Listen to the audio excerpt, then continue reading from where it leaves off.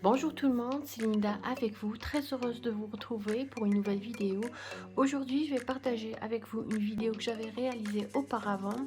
C'est la vidéo de matelas cuit pas au four sur un tagine. Surtout cette vidéo c'est pour les débutantes. Je peux vous assurer que le résultat il est juste excellent si vous suivez toutes les étapes de la réalisation. Sans plus tarder, nous allons passer à la liste des ingrédients. Pour ce qui est des ingrédients de notre matelas, j'aurai besoin de 500 g de farine tamisée, j'aurai besoin de 350 ml d'eau tiède, une cuillère à soupe de levure boulangère sèche, 5 cuillères à soupe d'huile tournesol, une cuillère à soupe de sucre et une cuillère à café bombée de sel. Pour les besoins de la vidéo, je vais utiliser le pétrin, mais tout simplement ce pain ne nécessite pas de pétrissage. Là, dans le bol de mon pétrin, je vais mettre l'eau tiède. Je vais ajouter une cuillère à soupe de levure boulangère et une cuillère à soupe de sucre cristallisé. Je vais ajouter les 5 cuillères à soupe d'huile tournesol. Je vais ajouter une cuillère à café de sel. Comme je vous ai dit, ce pain ne nécessite pas de pétrissage. Je vais tout simplement ramasser la pâte, c'est tout. Donc je ne vais pas utiliser le crochet parce que généralement on utilise le crochet pour pétrir la pâte, mais je vais juste ramasser la pâte. Je vais mélanger à l'aide d'une cuillère et tout simplement je vais ajouter progressivement ma farine tamisée. Et je vais juste ramasser la pâte, c'est-à-dire cette étape, vous pouvez la réaliser tout simplement à la main. Voilà ma pâte, comme vous voyez, c'est une pâte très collante. C'est ça le secret de réussir le matelas. Pour tout type de matelas, la pâte doit être collante. C'est ça l'astuce pour réussir un bon pain et un pain léger et bien aéré.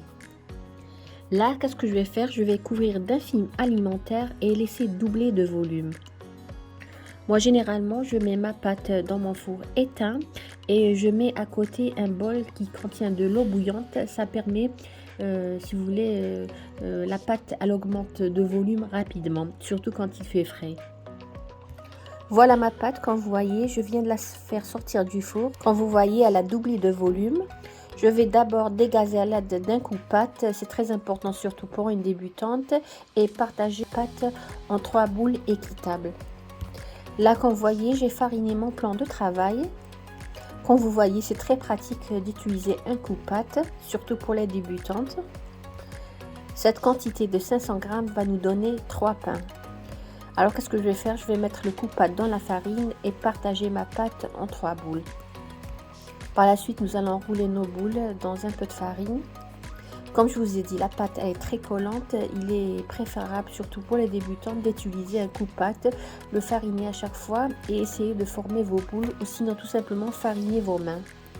Là, qu'est-ce que je vais faire? Je vais tout simplement prendre chaque boule et la mettre sur un torchon que j'ai fariné et les aplatir. L'épaisseur de mes pains doit être inférieure à 1 cm. Et ensuite, je vais couvrir d'un torchon propre et je vais laisser mes pains reposer maximum 10 minutes.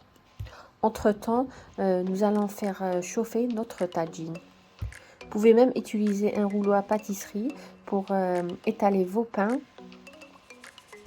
Mais l'idéal, ça serait à la main. C'est bien qu'il soit fin pour qu'il n'y ait pas beaucoup de mie dans votre pain. Après 10 minutes, je vais prendre mes pains et les mettre directement dans mon tagine. Le tagine, je l'avais préchauffé juste au moment où je commençais à aplatir mes pains.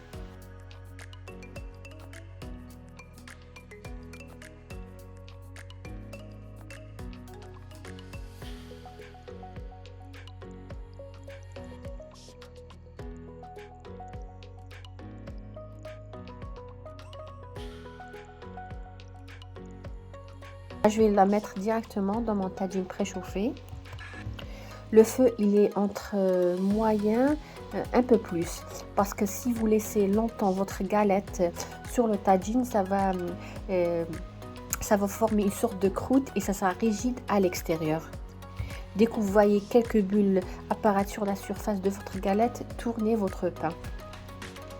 Là, comme vous voyez, on a des bulles à la surface. Là, je vais tout simplement mettre le pain sur l'autre côté. On essaie de voir si elle a pris une belle couleur d'en bas. Nous allons tourner directement notre pain. Là, je vais prendre une autre, même opération. Donc toujours, attendez que les bulles se forment à la surface de votre pain. Vous voyez qu'il y a une belle couleur sur l'autre face, tournez votre pain. Il ne faut pas trop laisser cuire sur un seul côté, sinon vous aurez, comme je vous ai dit, une croûte. Voilà, comme vous voyez, notre première galette, très souple, élastiquée, bien aérée. Toujours le pain, il faut le laisser refroidir avant de couper, c'est très important. Voilà notre pain d'aujourd'hui, le matelot à la farine, facile, sans pétrissage, un matelot inratable. Là, je vais couper, vous allez voir à l'intérieur, vraiment très aéré, léger, vraiment trop bon. Une recette vraiment qui mérite d'être essayée. Donc, on va couper et voir comment il se présente à l'intérieur. Regardez-moi ce pain, il est juste magnifique, bien aéré. Comme vous voyez, il y a des alvéoles, il est léger, pas trop épais. Moi, personnellement, on n'aime pas la mie de pain dans le pain. On aime bien que ça soit fin. Là, comme vous voyez, l'épaisseur, elle est juste magnifique, idéale. Pas trop de mie, bien aéré, léger. J'espère les amis que vous avez aimé la recette que j'ai réalisée pour vous aujourd'hui et que vous allez la réaliser à votre tour. Une recette qui m'a été beaucoup demandée, que j'avais déjà réalisée auparavant.